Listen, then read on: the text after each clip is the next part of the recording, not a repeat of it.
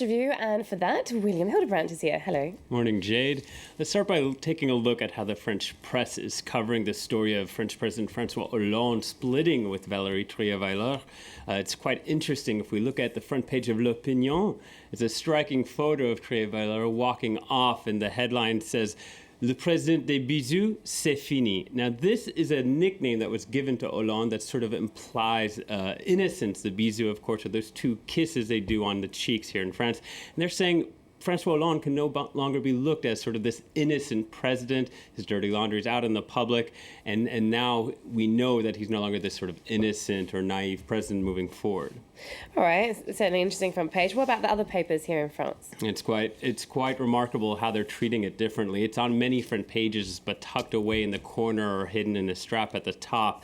If we go to the front page of Metro News, we can see that it says Hollande alone in power, but underneath it, it's a French handball team that gets all the glory with a photograph. That's a story we'll come to a little bit later. But it's a similar treatment on Libération's front page as well. Hollande turns the Trierweiler page. It's in that blue band at the very top, but the photo is Ukraine at an impasse. Now, inside Libération, the paper says the split is more than just the end of a relationship, but maybe the end of the status of the First Lady in France.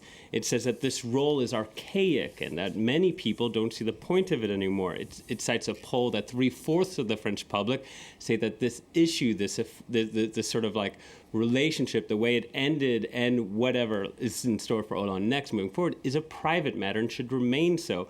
3/4 of the public say that. 96% of the left say that. Well, interesting. Of course, it all comes as François Hollande is heading to Turkey today for talks, isn't he? That's right. This is presumably making this trip as a single man. But another article within Libé says that this drama would shock people on the other side of the Atlantic, specifically in America. And it talks about how they're trying to say that life does go on.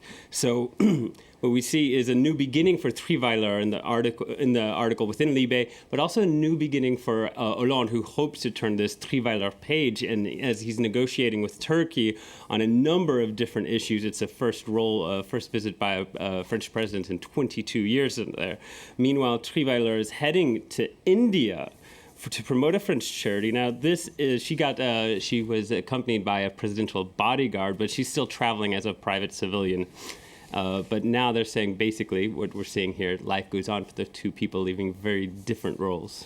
All right, and this is not such great timing for Hollande, especially with some anti-Hollande protests here in the capital this weekend. That's right. So what happened, we see, is organizers called it a day of anger. They said there were 160,000 people. Police say it was just 17,000 people. Now, who they are isn't quite clear yet. It's a group of right-wing organizations, and reports say that they were chanting anti-Semite slogans, homophobic slogans. Many are angry at a wide-ranging list of Hollande's policies.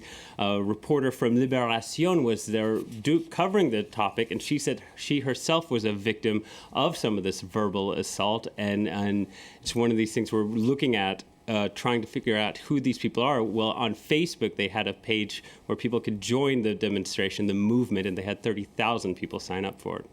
Well, the president certainly making a lot of headlines there, not necessarily all for the right reasons. Thank you for that look at what's making headlines in the French papers, William Hildebrandt. We're going to take a short break, but stay with us. When we come back, we'll have a special report in our Focus segment examining Franco-Chinese relations on the anniversary of 50 years of France recognising the People's Republic of China. The question is, 5 decades on, is the friendship a two-way street? That plus the latest headlines in just a few minutes.